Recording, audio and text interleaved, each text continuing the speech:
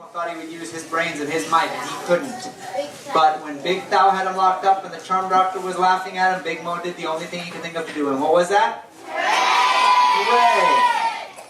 And is that like the last thing we should think of to do? Like when we tried every other option, we should be like, oh, I guess I'll pray. No, it should be the first thing. That's right. And this was the first time that Big Mo had ever said a prayer. And he just prayed a simple prayer. He said, God, my arms are not working now. You can save this baby. You save it. And then the very last thing we heard before our story ended last night was what? The loudest noise Big Mo had ever heard. Okay, let's pray. Heavenly Father, I thank you for my friends who keep me so excited about this story because they're just always wondering what's going to happen and coming up to me and asking questions, and I'm just so excited to tell the story to them. I need your help, Heavenly Father, to tell this story well. Please help my memory to work right, my tongue to work right. Please help the kids to have ears that are working well and be able to help each other to listen by not being distractions. And thank you that the story of Big Mo is going to teach us so much about you and how awesome you are. We love you. Amen. Suddenly, Big Mo heard over the cries of the people watching the fire burn higher, over the crackle of the flames being whipped up by the winds that had come out of nowhere, over the sounds of the little faint baby cry coming from the bundle that still struggled on top of that dead mother's body. Big Mo heard a sound, and it was the loudest sound he had ever heard, and it was the most unexpected sound he'd ever heard, because this was not the rainy season. This was not when storms came, and Big Mo had lived through many storms, and he'd heard thunder before, but he'd never heard a crack of thunder like this. It was the loudest boom of thunder. It made Big Mo's bones shake in his body. It made his heart almost skip a beat. He could feel the blast of the sound wave passing through him. And everyone looked around. The charm doctor stopped his dancing and laughing. Big Thou's arms dropped to his side. Big Mo's knees went weak. Everyone looked around to see what was happening. And immediately after the thunderclap, something hit Big Mo. But it didn't just hit Big Mo. It hit the charm doctor. It hit Big Thou. It hit every single villager. It hit the funeral pyre. It was a wall of rain so heavy that you couldn't even see your hand. The rain just washed over them, and it was like all of a sudden they were almost underwater. The rain was just coming down so hard, the funeral pyre was just extinguished in a finger snap. Everyone just stood there as their clothes, their hair, everything was immediately drenched as if they had been dumped in the spring by Big Mo. And everybody turned and ran. Of course, you know the first one to turn and run because he doesn't like water. And who was that? The charm doctor scattered out of there. It wasn't just because he didn't like water, by the way. It was also because the charm doctor believed that evil spirits sent thunder and sent rain. And when you had that big of a thunder and that heavy of a rain, that meant the evil spirits were really evil and really strong. And the charm doctor was scared of them too. He zipped out of sight. Big Thou left, but before he left, he did raise one fist and kind of hit Big Mo between the shoulder blades right in his back and dropped Big Mo to his knees. And he said, I'll get you again someday. And he left. And then all the people scattered, and Big Mo got to his feet, and he continued on with his original plan. In one or two large, long leaps, he reached where the funeral pyre had been, now smoke billowing out and into his eyes. His eyes were tearing, and he could hear sounds still of the baby, but now they weren't even crying sounds, they were choking sounds with all the smoke. And he snatched the bundle. He ran back to the bushes, and there were Kola and Dookie crouching down next to each other. Dookie, eyes wide and a smile on her face. Her daddy had succeeded. Kola, eyes wide, petrified, because Kola does not believe in God. At least he hasn't so far. And Kola still believes in the evil spirits. And this storm is the most terrifying thing he's ever heard. But when Big Mo turns to Kola and says, "Are you scared?" Kola says, "A little."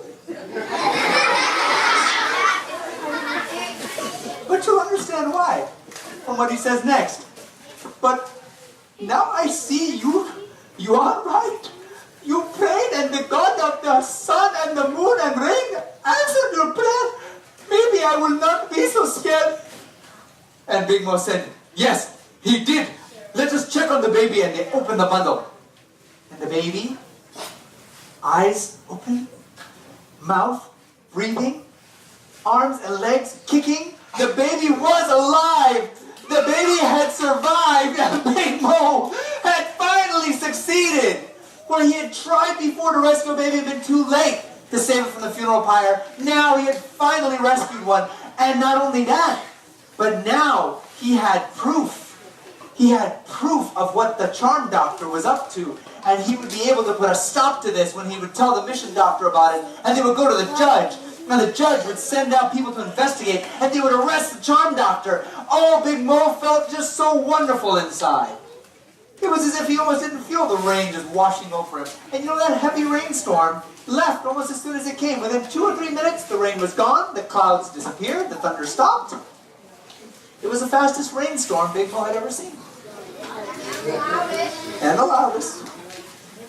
Big Mo and Cola and Dookie stood there, all dripping, looking out at the baby. And the baby looked up at them and did what a baby really would make sense that a baby would do after it's been through this type of an adventure. It screamed at them.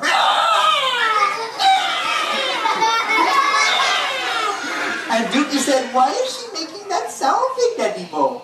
Dookie had never really been around another little baby before. And Big Mo said, oh, this is the sound baby makes when it is hungry. We must feed it. Come, we will go back to the hut and I will show you how we will make the rice and milk and honey mixture. And this is what, the water, milk and honey mixture. And this is what we will feed it.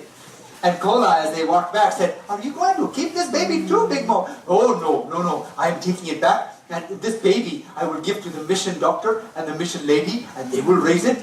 And they will also be able to take this baby as proof to the judge. And then the charm doctor will be stopped. They talked all the way back to the hut. They got to the hut. They changed the baby's outfit into a nice, clean, dry, white rice milk strainer cloth. I don't know, why do I keep saying rice? I must be hungry. Anyway.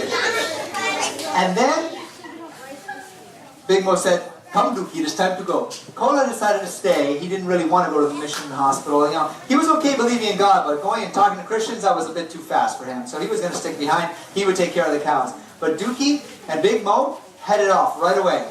And they marched right through the middle of that sunny day until they got to the mission hospital. And the mission doctor and the mission lady met them. And quickly, with open arms, they took the baby and they fed the baby some formula they had. And they put the baby into some little clothes and wrapped it up. And the baby just fell asleep in the mission lady's arms, just snuggled away like babies do. And Dookie was watching the baby with wide eyes the whole time. Dookie really didn't know what to make of this thing. It was beautiful and so tiny, and she just never knew anything so small. And when Big Mo asked her if she would like to hold the baby, Dookie took a step back. Oh no, Big Daddy Mo, I think maybe still it is better if I just play with the wooden little baby dolls you caught for me. And because I cannot break those, and that baby looks like I could break it. And Big Mo had to explain to her, the baby is not going to break if you hold it. And if you just sit down carefully and I will sit by you, I will show you how to hold it. And so Dookie did get to hold the baby for a couple of minutes.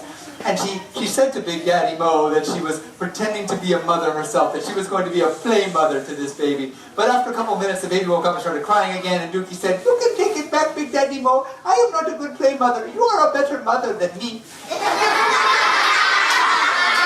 And it was kind of true, I guess, because Big Mo took it and he just kind of jostled the baby in the way that people who've held babies know to jostle babies. You kind of do it not just with your arms but with your knees. And he jostled it and put it up his shoulder and the baby, and then it fell back asleep.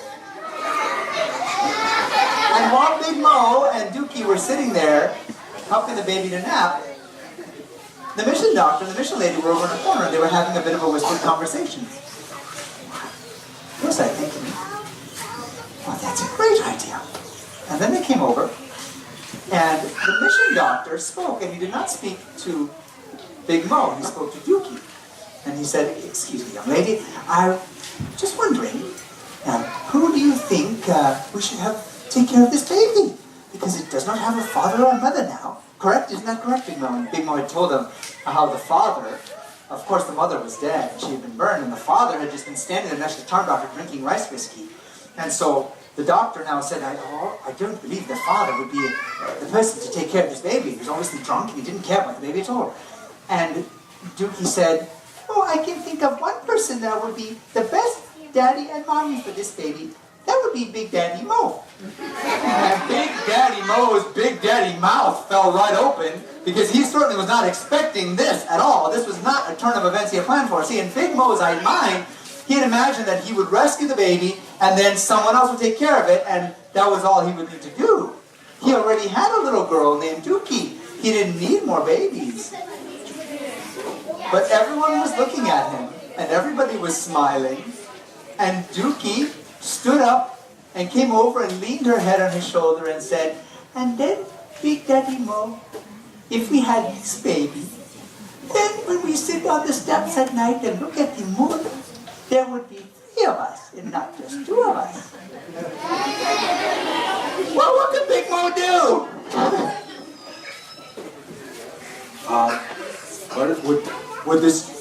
Would this be okay? Big Mo asked, and the mission doctor said, yes, as a matter of fact, when we receive these babies, which are essentially considered orphans at this point by being abandoned, we can actually fill out legal paperwork with the government official in town and assign the baby to someone who will raise it as their heir. So we could have this paperwork filled out, and you would be this baby's official daddy. Well, and mother, apparently. And Dookie said, oh, yes, say yes, Big Daddy Mo. And, well, of course, Big Daddy Mo said yes.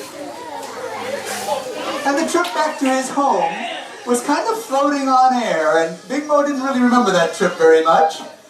They didn't leave right away. They left the following day, not just carrying a baby, but also an entire sack of all the things that the mission lady said the baby was going to need. Things which Big Mo had never had when he raised Dookie. You know, all sorts of things called diapers, and there was big bottles, containers of formula, and Big Mo just felt kind of strange carrying all of these many things around with him, but he walked all the way back home, and once they got home and they found a place to have the baby sleep on a little mat right next to where Dookie slept in her corner of the hut.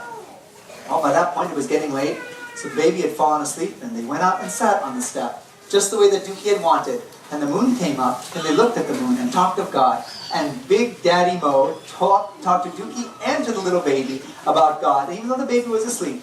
And as he was talking, he kept saying Dookie when he was talking to Dookie, and then to the baby he would just say baby. And after a little bit, then Dookie said, Big Daddy Mo, don't you think that we should give this baby a name? Because when they fill out the papers, they're going to want a name for the baby. And I think it would be good if it had a name and not just be called baby. Because if we just call it baby all the time, then when it gets older, it would be confused. And Big Mo agreed. And you know, the right name for this baby just jumped right into his mind. It wasn't hard at all. It was Sookie, which rhymes with Dookie, but means the exact opposite. Do you remember what Dookie means? Raise your hand if you remember what Dookie means. What does Dookie mean? Yes. Sadness, yes. And now Sookie, can you guess what Sookie means? Glad. Happiness. Joy is really what it means. And so now, Big Mo had his little girl's sadness and his other girl joy. And what Big Mo said was, and now the God of heaven has turned all my sadness into joy. And they were so happy together. Now, it would feel right, wouldn't it, for the story to end right here?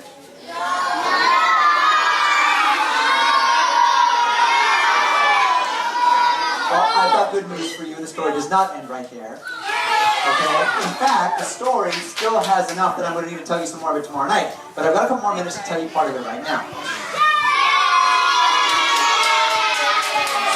Because do you remember that Big Mo had said when he left the mission hospital, after the first time they were there, when Dookie's leg was healed, he said he was going to do 2 things. He said he was going to move back to the mission so that Dookie could go to school, but first he was going to do what? Yes. Well, that was part of what he would do. He would build a house so they could live there, but before that, he was going to do one thing.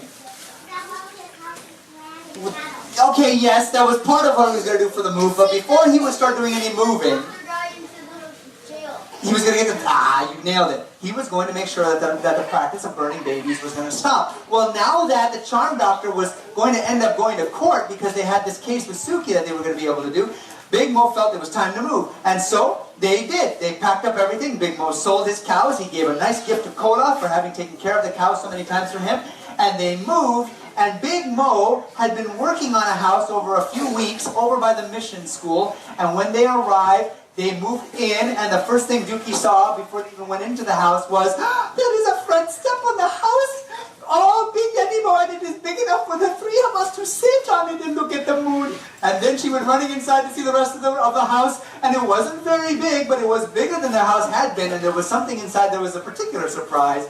And Dookie came running back out of the house saying, Big Daddy Mo, you made a separate room for me and Sookie.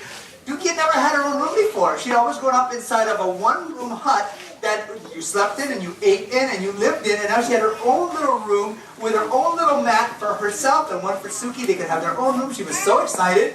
Oh, I mean, if any of you guys remember when you got your own room, I mean, this was just so exciting for Dookie. Well, they settled in. Within a couple of weeks, school began. And Dookie started going to school, but before school began, Dookie got worried, and she came to Big Daddy Mo and said, Daddy Mo, I have a question, because now you are going to be working for the mission doctor, and I am going to be going to school, but little baby Sookie, she is too little to leave alone, so who will take her? Are you taking her to work with you, or will I take her to school with me? And Big Mo had thought about this already, said, no, you do not need to worry, Dookie. The mission lady says that she will have one of the women who works here at the mission hospital take care of the baby, and that way we do not have to worry about her. And any time during the school day that you are worried or you want to check on the baby, you can always come over, and this lady, she works mainly doing the laundry, and she helps out in the hospital as one of the nurses. You can come and talk to her anytime. And Dookie was very happy about that. And school started. Dookie loved it. She learned about Jesus. She learned songs. The very first day she was in class, the song that they sang about Jesus was just so beautiful that she just sat there crying. And the teacher came over and said, are you okay? Do you need to get to your daddy? And she said, no, teacher, I am okay. I am just crying because this is a beautiful song. I've cried for beautiful songs before. I know how Dookie felt. Absolutely. Oh my goodness. When I hear a song about Jesus that just reminds me how much he loves me, sometimes I get a tear in my eye and I start to cry. Well, Dookie would come home at the end of every day, and she and Big Mo and Sookie would sit, and they would eat their supper, and then they would sit on the step, and Big Mo would tell her about his work. Oh, you must be wondering, what job did Big Mo get? Well, Big Mo needed to repay the doctor for having taken care of Dookie when her leg had been bitten by the snake. When he moved there, the doctor had one particular job in mind. He knew exactly what he needed out of Big Mo. Big Mo, here is what I could have you do for me. See, there are many people who wish to come to be treated at the mission hospital, but they do not have an animal to ride, and they definitely do not have a motor car. And so sometimes they do not come because they cannot get here. But you know, a big fellow like yourself could go out and carry them in. And sure enough, Big Mo became the big mule. A person would arrive and say, Doctor, my wife is sick and she cannot come. Can you come to her? And the doctor would tell her, yeah, actually, I'm going to send Big Mo to fetch her. And Big Mo would just show up at the doctor's door, and the doctor would tell him where to go. He would follow the man all the way to his village. And it didn't matter how far you took Big Mo. You could go half a mile, you could go a mile, you could go 5 miles, you could go 8 miles. Big Mo would walk all the way, and he'd get there, and it didn't matter how big the person was. You could be a little kid, you could be a teenager, you could be an adult, you could be a little old grandma. You could be very heavy, you could be really skinny. Big Mo would just hoist you up, put you on his shoulder, and carry you all the way back to the village. And as Big Mo did this work every day, he started to realize, you know, Big Mo had always thought that the reason he was so strong was because he needed to be able to use his strength to fight people and to defend people and to fight and be angry sometimes. And now he realized he could use his strength without being angry and without getting into fights. And in fact, one day while he was talking with Dookie, he said, Dookie, I want you to know, I have told God I will never use my hands to fight again. I never will. in the same way that I do not use these hands to drink rice whiskey anymore, I will never use these hands to fight. And Dookie was very glad for that, because she always got a little worried when Big Mo would have to fight or get angry, and now this made her so happy to know that her daddy was never going to do that. Well, as time passed, Big Mo would tell about the work that he was doing to Dookie at the end of the day, and Dookie would tell stories about school, and she would also tell about some of the stories she had learned from the nurse who was taking care of Sookie, because the nurse would love to tell stories to little Sookie. She would carry her around all day long, and she would tell Sookie stories about Jesus. And so Dookie would sometimes come, and she would even skip out of class sometimes to go over and listen to the stories that this nurse was telling to Sookie, because the nurse told so many interesting stories. And she was telling Big Mo about this nurse one day, and Big Mo said, "I have heard from your teacher that you are sometimes not staying in class, and you go sneaking off to listen to these stories." "Oh, I'm sorry, Big Daddy Mo, and if you do not want me to, I will not do that anymore. But, you know, she just tells such nice stories, and, you know, she's such a nice plain mother to Sookie, and, well, Big Daddy Mo, I wish I had a mom." And Big Mo, he thought to himself, "I wish you had a mommy too." And he started talking to her, as he always would whenever the concept of mommy came up. He would always remind her that she did have a mommy who had loved her. Her name was Risa, and that she had not gotten rid of her or thrown away because she didn't love her, only because she had been scared of the charm doctor, scared of evil spirits, that she didn't know Jesus, and so that's why she lived with so much fear in her life. And this time when Big Mo said that to Dookie, Dookie said, "You know, Big Daddy Mo, we should pray. We should pray for my mommy Risa, whatever she is. We should pray for her that she becomes a Christian, that she gets to know Jesus, because then she could be happy and not scared anymore." Big Mo said that is a very good idea, and from then on they would do that every morning and every evening. They would pray for Risa. And then every evening there was one other thing they would always do. When they would be going to bed, and Sookie and Dookie would be tucked into their beds, Big Mo would come in, he would kneel by their little mats, and he would say a prayer. It was usually something along these lines.